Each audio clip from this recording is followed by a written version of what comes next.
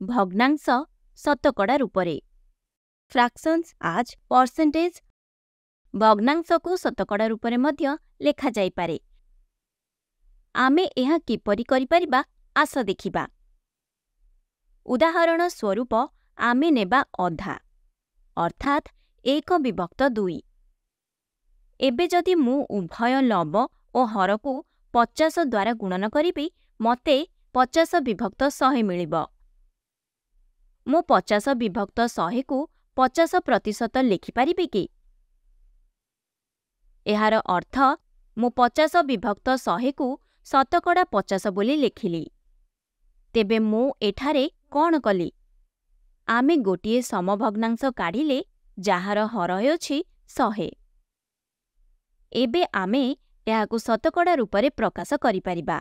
କିନ୍ତୁ ଆମେ ଏଭଳି ଗୋଟିଏ ଭଗ୍ନାଂଶ କାହିଁକି ଖୋଜିଲେ ଯାହାର ହର 100 ହୋଇଥିବ? କାରଣ ଶତକଡ଼ାର ସଂଜ୍ଞା ହେଉଛି 100ରୁ କେତେ।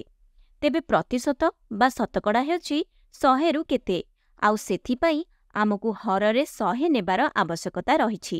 ଯଦି ଆମର ହରରେ 100 ଅଛି ତେବେ ଲବରେ ଆମର ଯାହା ଅଛି ସେତିକି ପ୍ରତିଶତ ବୋଲି କୁହାଯିବ। ଚାଲ ଆଉ କିଛି ଉଦାହରଣ ନେବା, ଯେମିତିକି 37/100। ଏବେ ଏହି ଉଦାହରଣରେ ହର ପ୍ରଥମରୁ ହିଁ 100 ଅଛି। ତେବେ ଆମେ ଅତି ସହଜରେ ଏହାକୁ ଶତକଡ଼ା 37 କହିପାରିବା। ଏବେ ଏହି ଉଦାହରଣକୁ ଦେଖ। 23/25 ଏଠାରେ ହର 100 ନୁହେଁ। ତେବେ ଏହାକୁ ଏଭଳି ଏକ ଭଗ୍ନାଂଶ କରିବା ଯାହାର ହର 100 ହେବ। ଏବେ ଆମେ କ'ଣ କରିପାରିବା? 4 ଥର 25 ହେଲେ 100 ହୁଏ। ତେବେ ଚାଲ ଆମେ ଲବ ଓ ହର ଦୁଇଟି ଯାକକୁ 4ରେ ଗୁଣିଦେବା। ଏବେ ଉତ୍ତର ହେଲା 92/100। 4 ଥର 23 ହେଉଛି 92। ଏହାର ଅର୍ଥ ଶତକଡ଼ା 92। ଚାଲ ଆଉ ଗୋଟିଏ ଉଦାହରଣ ନେବା। 140/200। ଏବେ ଏହି ଉଦାହରଣରେ ହର 100 ନୁହେଁ, 100ରୁ ଅଧିକ ଅଟେ।